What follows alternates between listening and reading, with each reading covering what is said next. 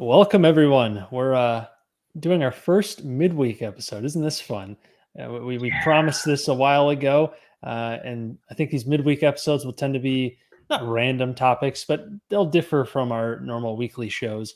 And we'll probably have different guests in the future as well, maybe interviews and that sort of thing. So be on the lookout for that. This will be our first one, a bit of an experiment. And the three of us, Tom, Brad, and I, we've gone through some things in the last few months with moving, buying houses, and it's been an experience. So we wanted to take some time to talk about it. Probably not devoting a full weekly episode for it, but it seemed worth trying out this new midweek format and seeing how it goes. And definitely love to get your guys' feedback as well in the comments. Let us know what you guys want us to talk about that might not really fit into a typical weekly mold. But if there's something that you're curious about, definitely let us know. But anyways, like, comment, subscribe, and let's all welcome Brad back. I know he's been on some episodes since I've been gone, but I haven't seen him in a while. It's been like 3 years since I've seen Brad. 3 years. So it's great to see you, Brad. And yeah, you too. Looks like you're getting settled in there. Is that a fixture that you installed above you? No, that light fixture? Okay, that was here. It's pretty cool though. Yeah, it's a good fixture. I like it. Yeah. And I should also add that the background for this very special episode is my former wallpaper that is now gone in the house, but I do want to memorialize it as much as possible. Since never forget. Yeah, I think one of our Luises that follows the channel called it scratch and sniff wallpaper. I think it was Luis Paz. So I like that, the scratch and sniff wallpaper. So it's a favorite of mine. Alrighty, and where do we even start? If folks have any questions about the home buying process too, hit them up in the comments. But yeah, we got multiple systems here. We got the U.S. and then we have New Zealand. I want to ask Tom about the whole New Zealand home buying process because it does sound quite a bit different. I mean, there are plenty of similarities. Obviously, you're buying a house with a loan, but there's a lot of nuances. So, Tom, what's financing look like out there in New Zealand? Yeah, I don't know. It's hard for me to compare because I don't really know what the process looks like in the US. What were the terms of your mortgage, Tom, if you don't mind sharing?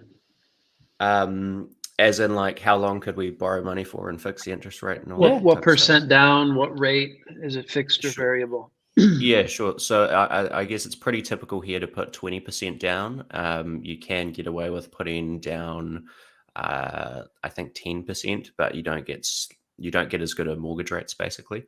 And we don't have the nice 30-year fixed rate mortgages like you guys do in the US. So the longest we can fix our loans for is 5 years, which I did for a portion of our mortgage. And then we were luckily in a position where we had, a bit of cash kind of over and above that 20% deposit. So we set up a line of credit basically, as well as the fixed portion. So that way we can put sort of surplus cash immediately towards the line of credit kind of right out of the gate. And then that cash is still available to be pulled back out for other investments if we want to. So that's the way we basically structured things. Does that worry you at all, having it only fixed for 5 years? Is there a plan to deal with that later? Yeah, it'd be nice to have got a 30-year loan in like 2020, like I think you did, Jack. Yeah, right. I think the rate on our 5-year fixed is like 5.8%, something like that. Mm-hmm. New Zealand, I think we're probably, I don't know, ballpark. We seem to be like 3 to 6 months ahead of kind of what's happening in the US in terms of like interest rates going up and home prices flattening and starting to come down. So we closed on our house, or we moved in almost exactly 2 months ago, maybe a little under 2 months ago. And that's kind of the rate we got at that point in time. And as far as I can tell, like home prices probably peaked out in New Zealand maybe November last year. When I say that, I don't think they've come down a huge amount since then. They're starting to in the past couple of months, that they more just stopped going up like 2% a month in November. That's kind of what happened then. So yeah, it was interesting to go through that process. We were looking for a long time. I think we started looking in like July last year. We were probably overly fussy. But we did manage to see things change. Like when we first started looking, it was a crazy amount of people at the house. It was not unusual at all to see things get sold massively over asking price or go crazy at auctions. We participated in 2 auctions and missed out. One by a decent margin, one we were pretty close on. And then towards the end, when we actually, got a place, we got it, a little bit under asking. So it we got to see the environment change a little bit too. You said that, I think a while back, you said that the market has been really expensive in New Zealand for really a long time, not just this last year or two. Is that right? Yeah, I think we've probably seen similar trends to probably similar to the US, where through COVID and 2021, we saw a massive increase in housing prices. But if you look at it relative to GDP and incomes and stuff, I think we're, easily in the top 5 most expensive in the world on some of those metrics. I think probably higher up that list, I would say. I think you were saying a while back that people tend to view real estate as the first investment. When you think of investing in New Zealand, it's real estate and not necessarily stocks. Is that right? I think you were saying something like that many months ago when we talked about it. Yeah, that's mostly correct, I think. Yeah, it's hard to tell. I'm sure this all varies person to person, obviously, but most mum and dad investors are real estate investors. That's the vibe. The investing they're not vibe. Buying stocks. Yeah, exactly. I have a quick question about the auction process, Tom. So here, you can have 10 people submit offers, and then the agent will come back to everyone who submitted an offer and say, "Hey, we got 10 offers. This many over asking." They can play these games where they're like, "Okay, submit your best and final," right? Highest do they do that best. in New Zealand? Highest and best. Do they do that in New Zealand as well, or is it you submit your price and that's the end? The highest submission wins. Yeah. So there's a few different ways that houses are sold in New Zealand. So we have just an auction, and people can make pre-auction offers, which is sort of the first bid, and they can bring the auction forward even a little bit if that happens. We then have just price by negotiation, where I think a little bit more of that type of thing can happen if there's multiple offers. We were never involved in any multi-offer situations, so I'm not exactly sure how that would have played out.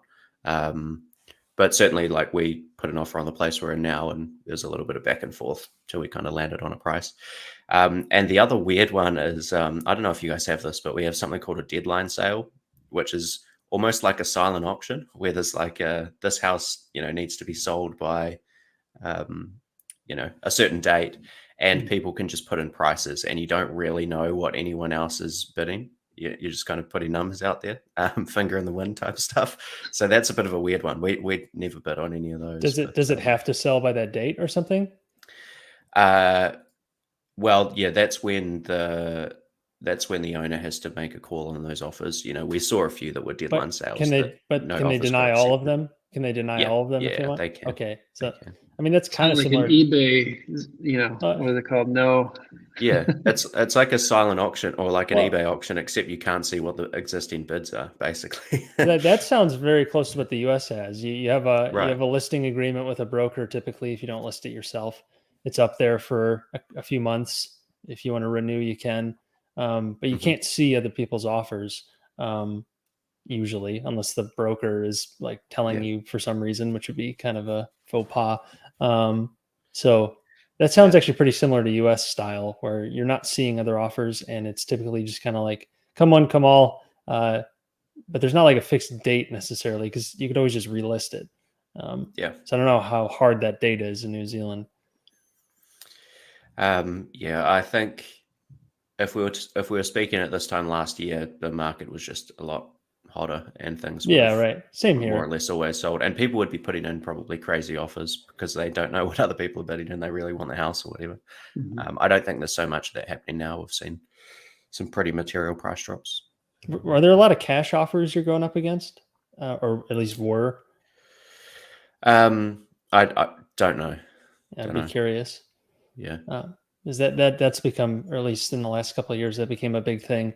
A lot of the would-be first-time home buyers, second-time home buyers were getting beat by people coming in with full cash offers. And obviously, as a seller, that's a lot more attractive in most cases because you can sell it way faster. You don't have to wait for a loan approval or anything.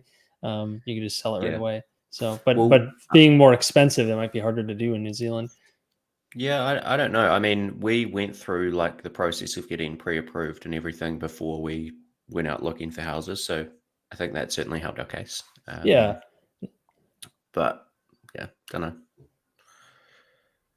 Yeah, we were involved in, we put offers on 2 different places that had offers accepted and then finance fell over. So when you turn up and say like you've gone through that pre-approval process, people were happy about that, I would say. Yeah, sure.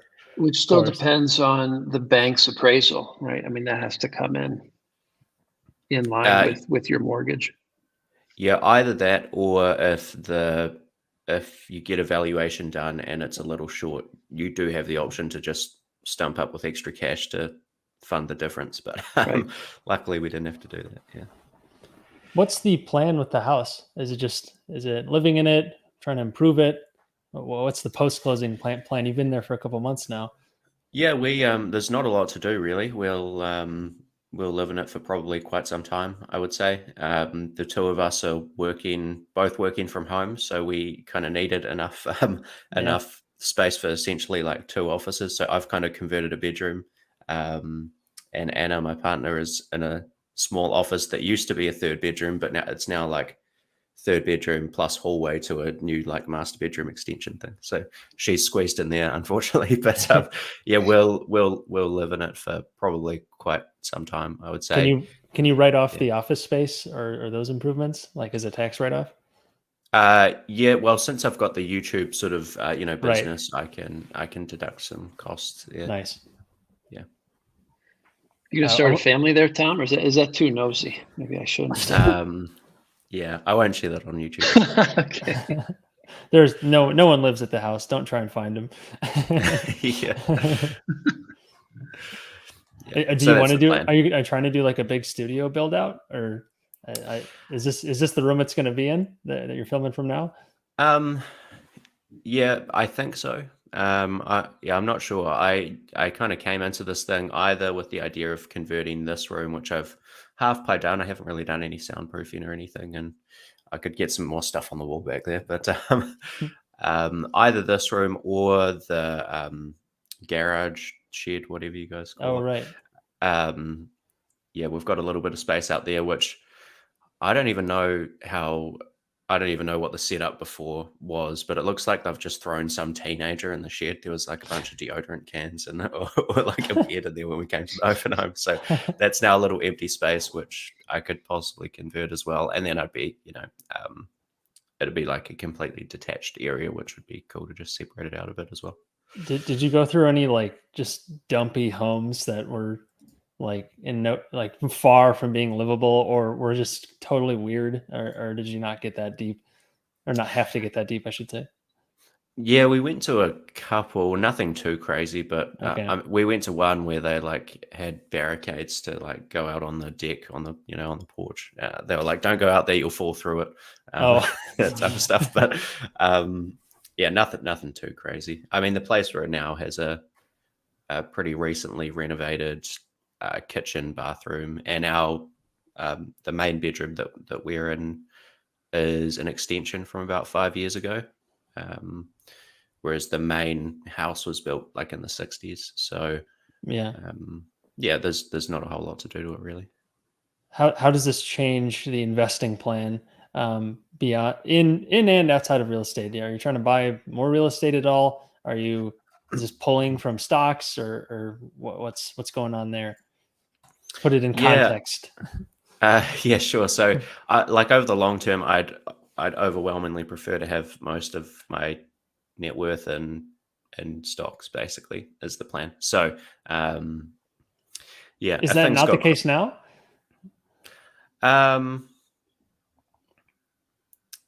A good chunk of it's in stocks, yeah, but we've pulled some towards home equity. We paid I mean the house we bought was almost $800,000, I think, New Zealand dollars. So the plan is over time to have most of it in stocks. And and yeah, if things got crazy with our real estate market, and at the same time we still having a bunch of inflation and rents were flying up, things could get more interesting. Sure. But it's given us quite a bit of flexibility, actually. Like I used to have the problem of I'd save money and have nothing interesting in the stock market to buy, and you'd have cash just sitting there idle. And now we've got the option of, putting some money towards debt repayment and effectively getting like a instant return sort of that way. So if anything, it's added more flexibility. I thought you were going to say you there's always something to improve on the house, because that's another thing you could always throw money towards. Yeah, I'm pretty wary of that, so I don't think we'll go too crazy. We should talk I'm about not that. too worried about Tom with that one. Yeah, we should talk about that though. Like you on the other hand, Jack. Yeah, gosh, what expenses have come up in the first couple months that maybe you weren't expecting? Yeah, there were a few in the home buying process which annoyed me. Paying for building reports and valuations, sure. and doing that on houses that you weren't successful in purchasing. So out a little bit of money with that process. The sunk cost during the deal. That's always fun. So that wasn't my favorite moment of the process. As far as since we've moved, unexpected things. I really don't know that we've had anything too crazy. I mean, we've gone from a tiny little like 1-bedroom place, so we've had to buy some more furniture, both indoor and outdoor, and that's just about it, I reckon. I'm probably forgetting stuff here, but there hasn't been anything too crazy that we've had to spend a bunch of money on. We did move about 4 or 5 hours north. Luckily, we had both of our dads with trailers just to throw a bunch of stuff on, so that got the moving costs down. Yeah, right. But yeah, that would have been a few grand right there, I'm sure. Yeah, there hasn't been a whole lot of weird stuff. And you were renting, I presume, in your previous place. How does your old rent payment compare to your mortgage payment now? The old rent payment was a lot cheaper. Yeah, yeah. So we've we were in a little like 1-bedroom. It was basically like a shed someone had converted and put like a little lounge kitchenette thing, and then like a 1-bedroom on. And my old YouTube videos, I'm literally just, it'd be like my bed is over here, and I'm filming my YouTube videos back there. I'm literally in the corner of our bedroom for the first 300 videos on my YouTube channel, basically. So we've gone from that to sort of 3 bedrooms plus an office and garage and a little bit of lawn kind of area. So it is a decent lifestyle creep kind of upgrade, but it's, I don't know, no regrets in doing it. Cool. Brad, speaking of long distance, you were by far the longest distance move, going West Coast to East Coast in the US. What did that entail? First of all, you're moving a family. I mean, doing it with a 2 and a 4-year-old is something special. But really, what triggered it? We were renting in Oakland, California, and the landlord was like, "Hey, we want to raise your rent." We were paying $7,000. They wanted to raise it to like $8,400. Jeez, what? 8,400? What so was it? Like a 20% increase. What was was it a house, I assume? Yeah, it was like a 4-bedroom house. Oh my God. West Coast rents, man. Oh my God. Yeah, it's ridiculous. That's so crazy. We're like, okay, this is probably a good reason to actually move, which we've been thinking about for a while. Wow. And part of the reason we moved to Asheville is because my parents wanted to move either close to me and my family or my brother in Texas, but they didn't really want to move to Texas. No offense, Jack. No, it's fair. So I'm pioneering out here, so that kind of tipped the scales. Like, okay, let's move to Asheville. Let's give that a shot. So we were planning on renting a 3 or 4-bedroom house in Asheville, but there was nothing. And this whole time we're looking for a farm, like 30+ acre farm to buy. Dang. And there's nothing in that either. Are you sure you don't want to come to Texas? Yeah, it was getting more attractive, but finally we're like, well, maybe we need an interim step here. Maybe we just need to buy something that's like a year or two until we find the farm. Because renting, we're not going to be comfortable if we settle for what's available to rent. So, about 20 minutes outside Asheville, we found this house, also just shy of $800,000 to purchase this. 20% down, 30-year fixed, 4.999% interest. So, yeah, it's just shy of an acre. That was or was not a jumbo? That wasn't, right? That's just below. It was not a jumbo, it was a conventional loan. You're just below. Nice. Yeah. Can you explain to me what a jumbo is? So a jumbo mortgage probably would have had slightly worse terms. A jumbo, I think it's over 850,000, maybe something like that. I think they just raised it. Yeah, it's when your mortgage gets over that level. And I think you have to have like two loans. Like you have a conventional to cover maybe up to 650,000 or whatever, and then you have a higher interest rate second loan in order to cover. Is that because it's not as subsidized by the government or something? Or? I've probably, but that's just where they've drawn the line on cap. Like a lot of these loan programs in the US have caps. I don't know if New Zealand does as well, but you can only go up to a certain dollar amount, and that a lot of them cut off around that point. So and then you have to get a different loan product, which they call a jumbo loan. Brad was on the edge there, but avoided it, so that's good. Yeah. I presume just because they're more risky when you have loans over that amount. That is where a lot of people got burned in the financial crisis. There's a lot of jumbo mortgages on empty homes. So maybe that's a bit of fallout from that. But yeah. Right. Also, just a quick shout out to Jonathan. Thank you, Jonathan, for the super chat for the Punch Card Conference coming up. Well, 6 months, time. 7 months out.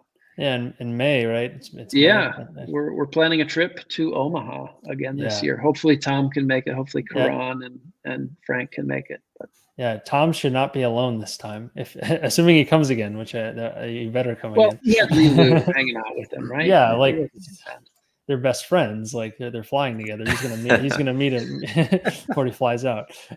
Did Lulu make the wall, Tom? Is he behind you there? He is. Yes. I don't know if you can see this one. Very nice. You should just make that huge. Just make it the biggest picture. It takes up like the whole background. Yeah. So Brad, how did you move all the stuff, or did you have a lot of stuff? Did you travel light, or how'd that work? Yes, moving our whole house would have been easily in the 5 figures to get a moving company to do that. Sounds about right. So I'm like, we're not doing that. A lot of our furniture is already beat up from having kids, and we have a cat. And so we're just like, it's probably a good time to replenish the furniture. So I did a little digging and found U-Haul has the U-Box. It's like 7 feet by 4 feet by 6 feet. Pretty small, but we were able to get basically all of our books, all of our clothes, and some kind of little furniture in there. And then we just basically bought all new furniture when we moved here. So it was $2,500, I think, to move that little U-Box across the country. It's a long distance, and not so bad. You moved the library. You moved the library of Brad, which is the most important part. That's right. And we had one car shipped out. So I sold my car in Oakland. Okay. And then I just bought a car through Carvana, which we'll talk about more at some other time. Done. That was there's a lot to talk about from that, but we're back to 2 cars, so that's nice. Yeah, that's we looked into that U-Haul box thing as U-Box, well. But our trip was probably half the distance of yours, I would assume, approximately. Sounds right. The U.S. is a big place. So I was going straight north-south. You were going almost straight, more like southeast, but east-west predominantly. Yeah. And U.S. is like double the width than the height. So something At like least, that. Approximately, I'm guessing, but it's a big place. So Brad, I've seen from Instagram, I think you're potentially neighboring a farm now, but you don't have your own. Yes, we have a farm just behind us. Yep. Nice. With cows and wild turkeys and hay, and it's great. And then the mountains you can kind of see off in the distance. Not in Oakland anymore. Not in Oakland, which is okay. The energy is a little slower. I feel like I'm taking a step towards Omaha being out here. So Nice. not all the buzz of Wall Street. Can you get some good reading in? Yeah, out on your porch. Right. Yeah. Should ask if he can drive his tractor. Yeah, I should. My son part-time Leo job or would something. absolutely die for that. We went to Dollywood. I think it was a week and a half ago, which is like a Dolly Parton theme amusement park in where is it, Tennessee. And Leo got to drive a go-kart for the first time. It was like you had to be this high, this tall. He was this tall, literally. So he was driving a go-kart. It was the best thing in the world. He's crazy about cars, so that was fun. They're still so young. I assume they don't. Are they soaking it in, like, or do they care? Yeah. I don't know that they would notice too much. I mean, yeah, they're just looking for Dada and Mama. We're here, so they're fine. Good deal. Yeah. And any regrets so far from either of you guys? Any regrets?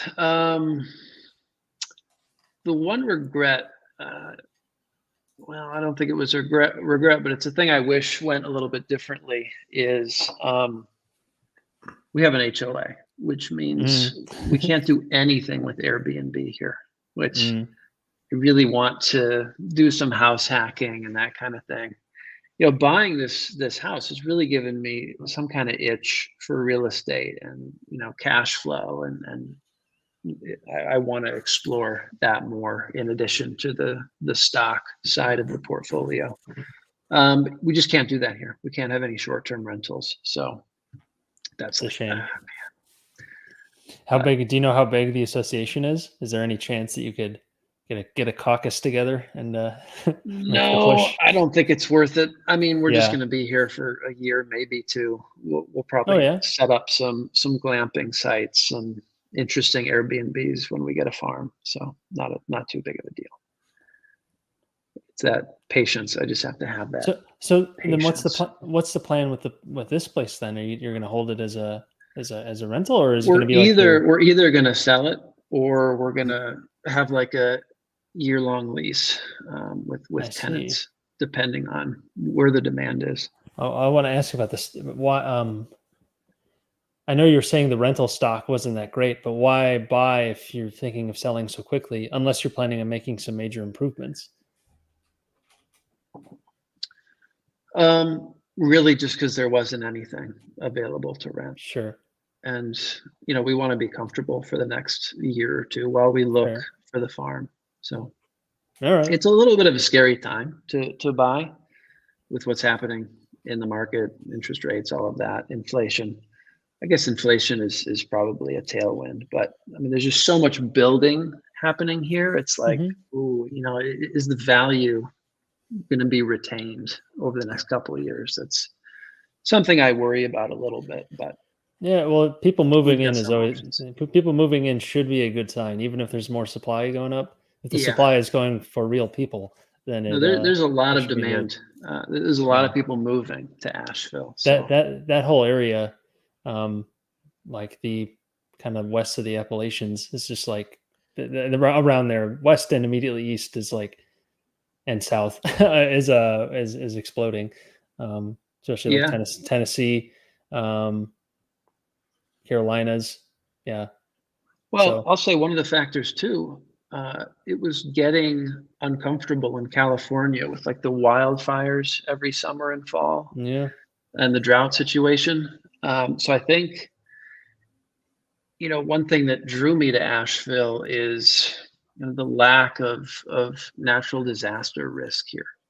Yeah. I mean, we didn't get any effects from the hurricane, but it was forecasted to come close to us, even though we're 4 hours inland.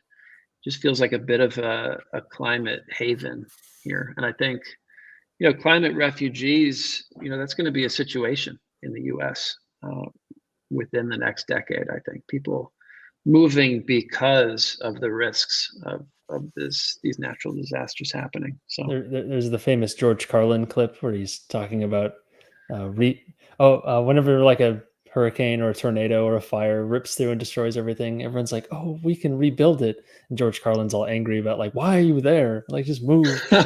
like, Yeah. you're like basically implying that you deserve it. And I feel a little bit of that now being in Houston, which gets clipped by hurricanes every now and then. But uh, we're the northwest side of Houston, which is like out. Actually, we're still so Houston's on the coast of the Gulf of Mexico, yet I'm still in the Houston city limits, but I'm like an hour and a half from the coast. Like, Oh, wow. this is a city so huge. So Yeah. like I'm still kind of far. So I'm optimistic we wouldn't be devastated. However, we're still prone to power outages and all the other effects that would come with I bad imagine storm. heat and droughts can be tricky there. Droughts aren't too in Houston, not so bad because it's like swampy. It's more Okay. like New Orleans, so it's very humid. But yeah, Right. definitely floods are a much bigger problem. Though I guess the summer was really dry and during their July where it was like 103 degrees and that's Fahrenheit for all of our centigrade friends. But the I guess the summer was really dry, so my backyard completely died while I was trying to close on the house because no one was taking care of it. It was vacant and it was super hot, so like my backyard's still pretty dead. I know we gotta fix that, but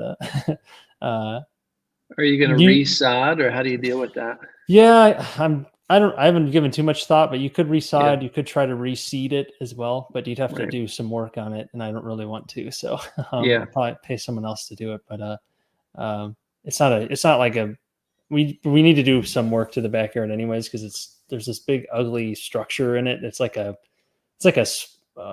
a swinging bench of sorts, but it's like really old and rickety and rotting and needs to go away. But so that's going to be a process in itself. And then when we do that, then we'll probably go ahead and resod or do whatever we got to do.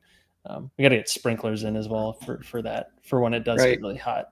Well, that's a good segue, Jack. Tell us what prompted your move and what the terms of your financing. I think you got an FHA loan. Is that right? No, this one's conventional. It's 5% down, 5%, 3.5%. What's the difference? But FHA loans, Tom, are one of the, we'll call it premier, like owner occupied financing loans out there. They let you put 3.5% down, fixed for 30 years.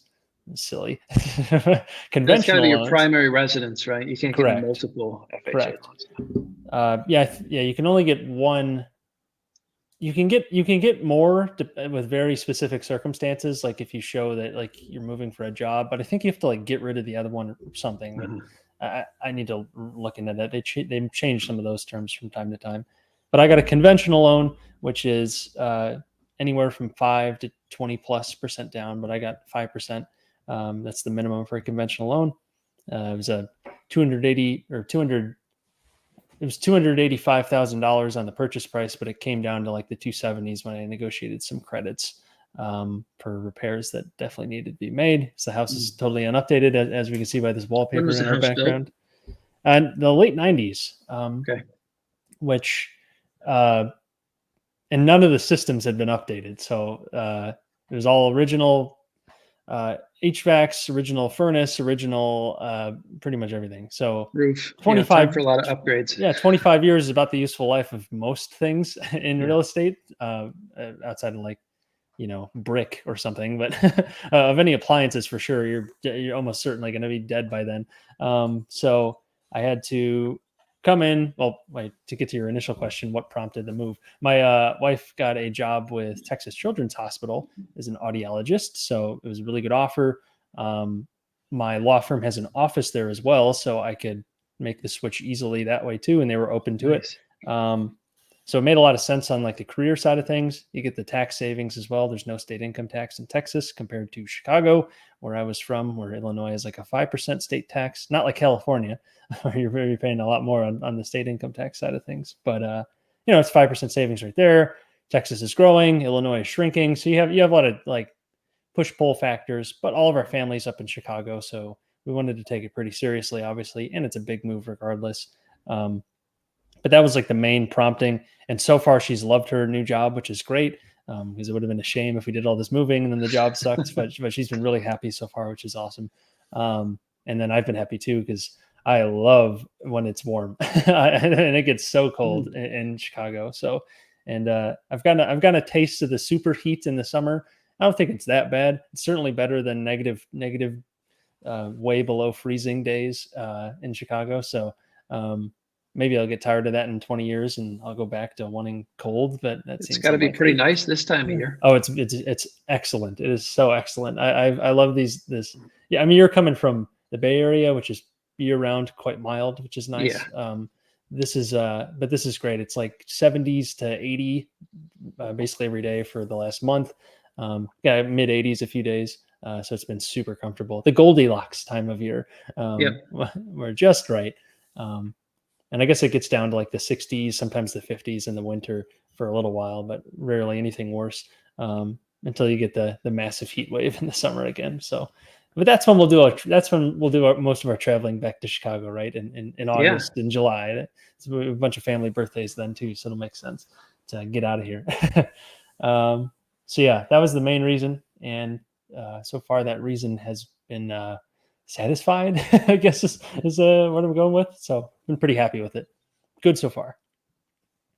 We'll reserve judgment later for if we can convince our families to come down here if it's worth doing. But we're a couple years out from go for it. What were your closing costs like on that property? What were they exactly? Because I got the credit, it kind of messed it up. I got like a $6,000 or $7,000 credit from the seller, which covered a lot of the costs. But I'm just going to ballpark like 10 grand in closing costs, probably between loan fees, tax prorations.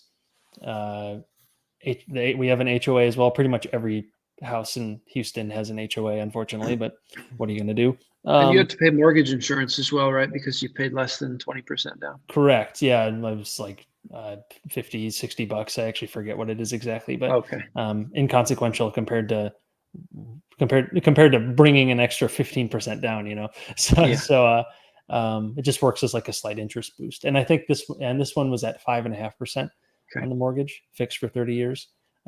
So compared to last year's 2.99%, yeah, that's a shame. But then again, maybe I wouldn't be able to get this house if everyone had access to 3% loans. So that's how I look at it. And the primary driver is it's close to your wife's work or your office or what? Yeah, it's close. It's about a half hour outside of downtown. Pretty much everything's like a half hour away in Houston. she's 10 minutes from her job right now, which is, well, right now she's training pretty far away, but when she's done training, she'll be right next door. So just a few minutes from her work. And then we're also about 25 minutes from the airport as well, which we've been using quite frequently because it's about a 2-hour flight to Chicago. So we do that pretty often. We're trying to do that monthly. And we usually have something to go up there for anyways, like a wedding or some event pretty much every month. Or holidays. So it actually works out pretty well. We got a question from Eunice I want to tackle real quick. Our Turkish friend. How did you find your lenders? How'd you find your lender, Jack? Mine is the same guy who did my previous 2 in Chicago. He's done all my primary residency loans. So I've known him for some years now. I actually met him through like a broker I met randomly, like a real estate agent I met randomly, who then connected me with him. I met him when I was 18, or no, I wasn't 18. I was 20 or something like that. I was like just finishing undergrad, or I was about to finish. I met him and was asking him like everything I needed to like get my first house hack a while back. And he's been really good to me. He closes fast, answers my questions. We talk every now and then. So that's the guy I've been using for my houses. And he just got licensed in Texas too. So yeah, he was able to be the agent on the loan officer on my loan in Texas. Was that a coincidence, or did you twist his arm on that? No, it was a coincidence. Right when I was needing it, he was like, "Oh yeah, I'm actually like a week away from getting approved." So I'm like, "Oh, nice." So it actually worked well. How about you, Tom? How'd you find your lender? Yeah, sure. So I guess you've basically got 2 options over here. Either you can go straight to a bank yourself, or you can use a mortgage broker. We used a mortgage broker. So that was a great experience, actually. That was really good. I'm sure there's good mortgage brokers and bad ones, but they answered all my dumb questions. answered all the bank's dumb questions of us. Like we had there's a bit of a side tangent, but we had these new regulations come in New Zealand called the triple CFA, which I don't know what that exactly stands for off the top of my head, but basically we had these regulations come in that were intended to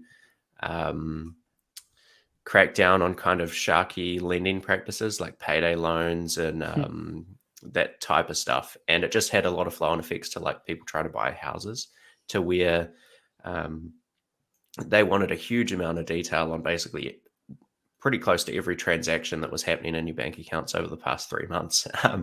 And they were really they really wanted to know whether certain expenses were one-offs or recurring or Wow. whatever. And it was to the point where they were asking the stupidest questions. Like, we did Movember last year, and I made a few donations to the Movember Foundation in November, right? Because it's a 1 month thing. Yeah. And they were like coming back and asking, are these Movember donations in November an ongoing monthly expense, or are they is it a one-off? And this is like a pretty well-known charity in New Zealand. That's ridiculous. So that type of stuff, just to not have to deal with any of it, was great. So that's how we found out. And I doubt you were like, right on the cusp of being approved. You're probably like well within your range, right? Yeah. Yeah. $50, $100 doesn't matter. Yeah, I know. And our broker was kind of telling us stories of how ridiculous it was. Like there was, she was working with a couple that were making like $500,000 a year, and they got pulled up on spending like $200 on dinner one night by the bank. It's just ridiculous. Yeah. The US has not nearly that granular, but they ask for some, if you have like a big deposit, they'll be like, hey, what's that? Where's that from? Is that a loan? Like where? Yeah. So that makes sense. They're just trying to make sure you're not getting a loan from someone else to then ask for a loan for them, Right. from them. Mhm. Double dipping. Yeah, right. Robbing Peter to pay Paul, sort of thing. So, but yeah, nothing like that crazy, at least that I've had to experience or heard about. Yeah, I just use the mortgage broker that my real estate agent works with, so it's pretty straightforward. Was it a broker or like a loan officer? So there's a slight distinction. A loan officer that works with the real estate agency. Oh, so they do their own mortgages in-house. Yes. Oh, cool. Yeah. That probably made it pretty easy then. Oh, yeah, very easy. As easy as it could be, I should say. I mean, you still have to upload all kinds of documents, right? It's never easy, but because they got to sell it they got to sell that loan to the. That's right. They got to make sure it fits the package. Yeah, that's where all the loan compliance stuff comes from in the U.S. I don't know how New Zealand does their mortgage market, but probably not nearly this aggressively with government subsidies, where the bank or the lender will make their loan. They will then immediately sell that loan to usually Fannie Mae or Freddie Mac, who owns the majority of owner-occupied mortgages in the U.S. And then Fannie or Freddie will then sell those loans either to the Fed, maybe they hold them, or they sell them to like a pension fund. Like none of it actually stays with the bank, which creates some interesting incentives. But they're trying to make sure it complies with all the regulations that Fannie and Freddie have. Fannie Mae, Freddie Mac are like two big giant government quasi corporations that vacuum up all the mortgages in the US pretty much. So that's what those are. And that's how we get these crazy terms, because the bank's not actually taking the risk. They're outlaying it to effectively the taxpayer. So basically all non-homeowners in the US pay for these. They subsidize the mortgages for all actual homeowners, which is think of it what you will, but that's how it is. Yeah, I remember Ackman had a bet with something to do with Fannie or Freddie. I don't know if you followed that at all, Jack. With your I never heard much about Pershing it. Holdings. I don't know. I think he was betting on it. Like, I know there's talk about it reprivatizing Fannie Mae, because it got bought out in 2008 as a way to try and prop up the housing market. It got bought by the government or taken over effectively. I never really followed that closely though. So that's what that is. Cool. You planning any renovations, Jack? Any expansion of your house? Yeah. Tiny house in the back? Yeah. You've done quite a lot, haven't you, Jack? I have. The full rehab video is going to be coming soon. I was waiting for just a couple things before I did the final like walkthrough kind of footage. And otherwise it's like 95% done. We did just order a Sleep Number as well. So as a good shareholder, I went and got my Sleep Number bed. So I'm pretty hyped for that. That'll be here in like 3 weeks.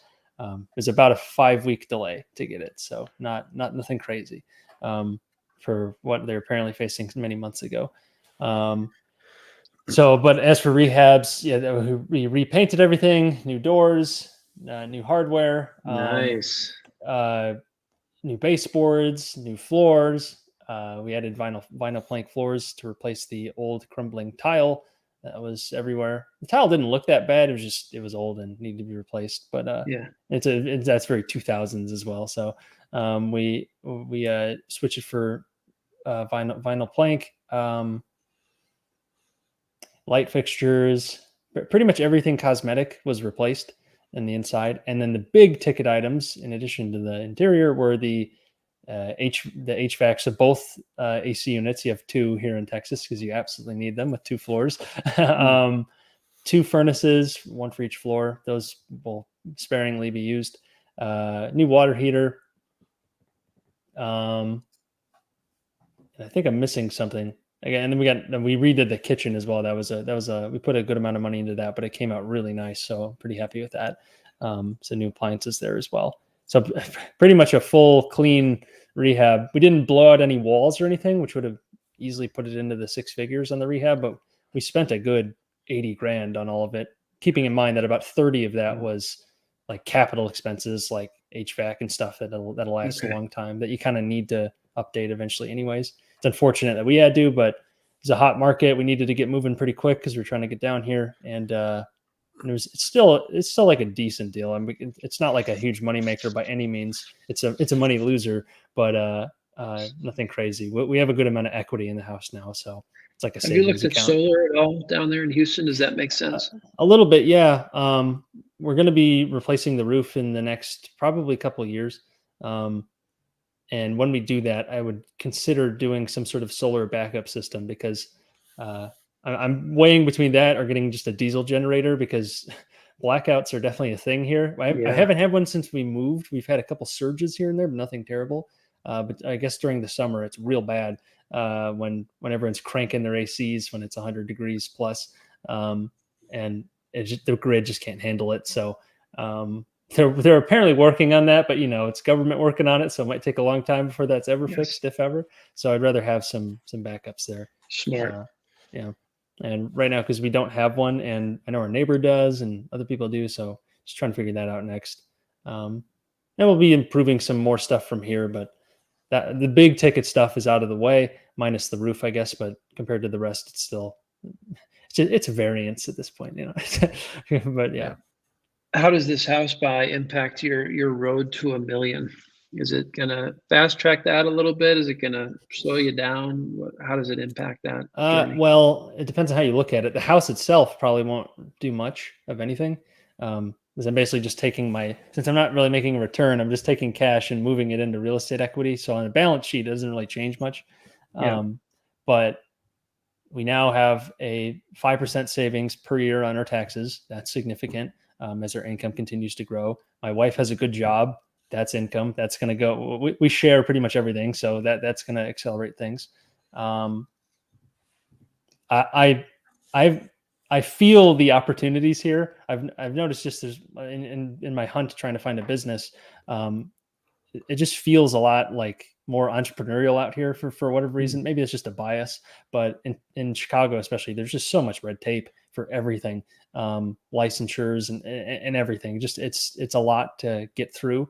And I feel like there's a lot more kind of blue collar small businesses just kind of everywhere here in Houston, which is kind of cool. I appreciate it.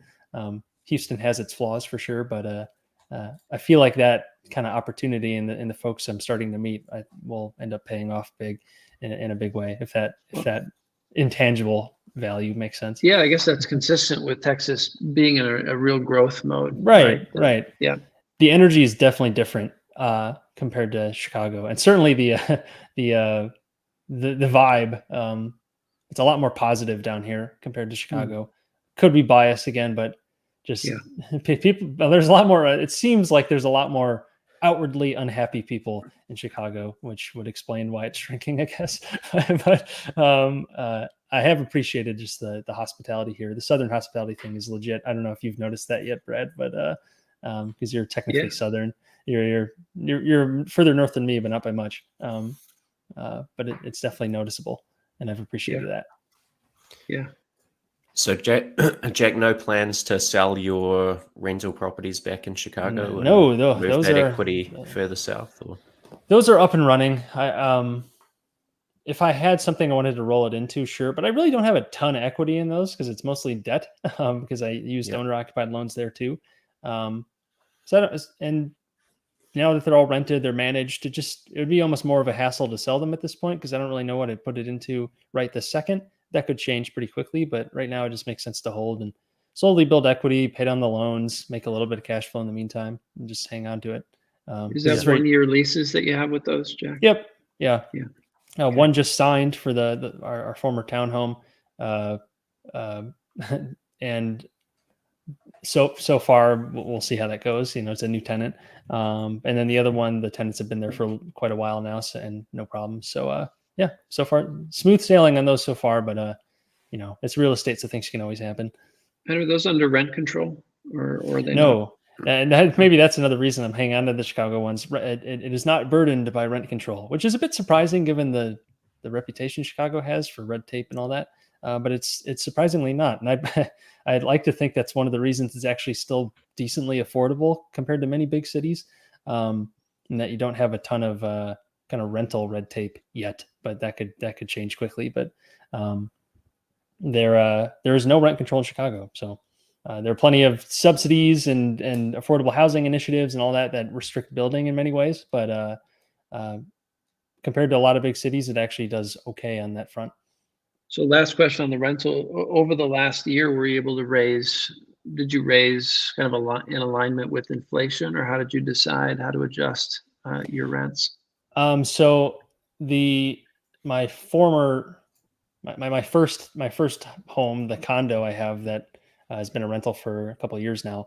I raised it like $50 from 1,600 to 1,650. And maybe I could push a little bit more and get 1,700, but if it's a little bit under market, that's fine because I try to leave enough room that I could do that.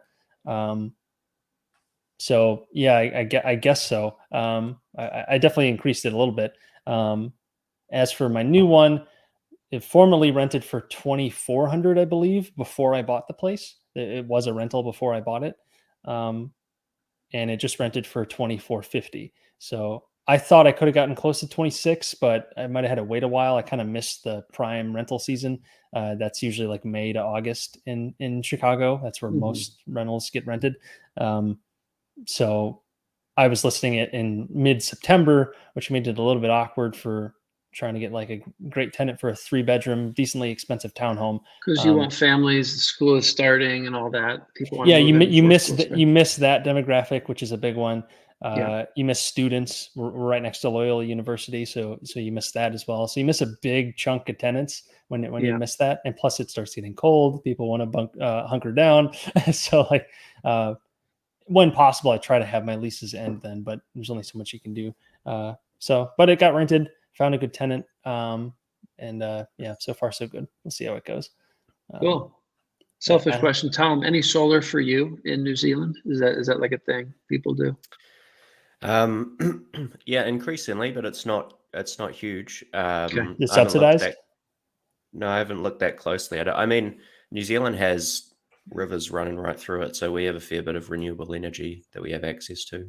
True. Yeah. I don't know how our energy bills stack up versus you guys, but haven't looked at it. Yeah, that's a good question. Do you guys use any tidal or like offshore wind kind of stuff, energy out there? No, not that I'm aware of. I think most of it's hydroelectric. Is the core of it. Cool.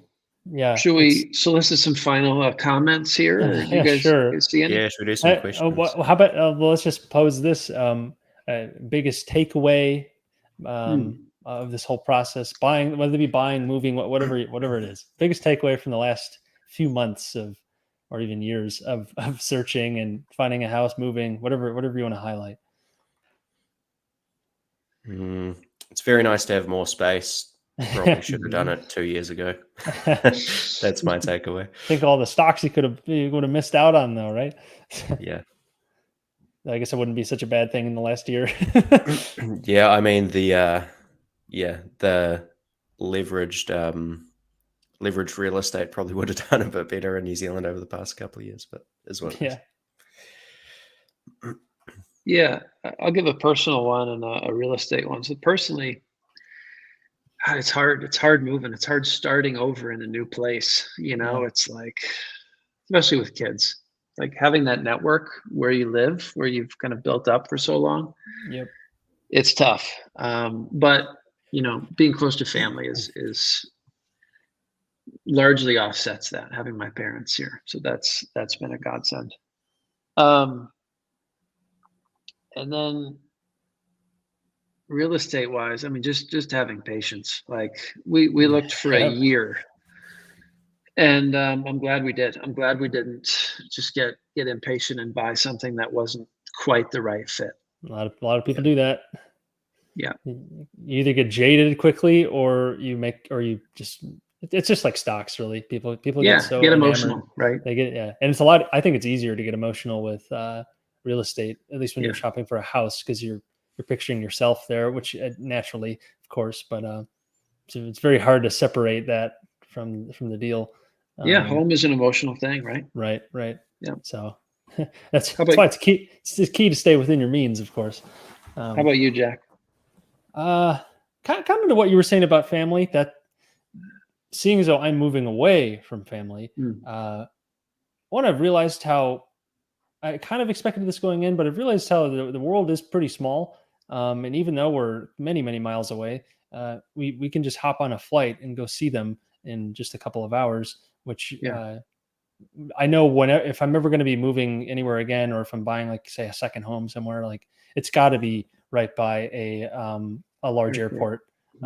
That's like crucial. So I wouldn't want something way out in the country, maybe like you're expecting, Brad, but just having access to great transit like that, so where I could kind of see whoever I want pretty quickly, is super valuable. Because we basically, at least I went from seeing my family, maybe we'd see them like every 2-3 weeks, get dinner or something.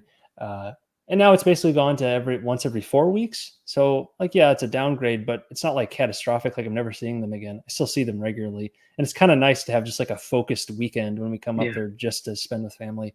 So I don't know if whatever that perspective is worth, it's been nice to just actually see that in practice rather than theoretically. Come kid time, we'll see how things change, but we're a couple of years out from that. I'd like to say 3 to 5 years is the plan. The plans always change. They do. I like Matt's quote here. I wouldn't move across the street if it meant I'd move away from family. Charlie Munger. Yeah. The only rebuttal I'd have is the street is a lot, has been narrowed a lot no matter where you are. So just because of relatively cheap, like air travel and whatever you got. So don't just look at the walking distance. If you can keep it, you got to look at the time, whatever the fastest. We've got the metaverse coming too, right? We won't even see each other in person anymore. It's all going to be headsets. That's right. Yeah. Good call, Brad. Yeah. We are digital real estate. Yes, of course. But yeah, family is legit, or just your support system, whatever it is. Like, don't neglect it, and try to find a way to incorporate it into whatever your arrangement is. Get creative, I guess. So, alrighty, boys. Shall we? I guess we'll wrap it up there. That was kind of fun. Nice change up. Yeah, and if all you folks in the chat, thanks for joining us, by the way, at a totally different time than our normal Friday night in the U.S., Saturday everywhere else show. If you guys want to see anything in particular that might be a bit unusual, or you want to know something more personal about a couple of us or one of us, or you want to see us interview a particular person, definitely let us know. And we could try to find a way to incorporate it into like a midweek episode. And be sure to join us in the Discord as well, where we can discuss that in further detail. It's probably the easiest place to reach us about punch card things. So with that said, see you, everyone.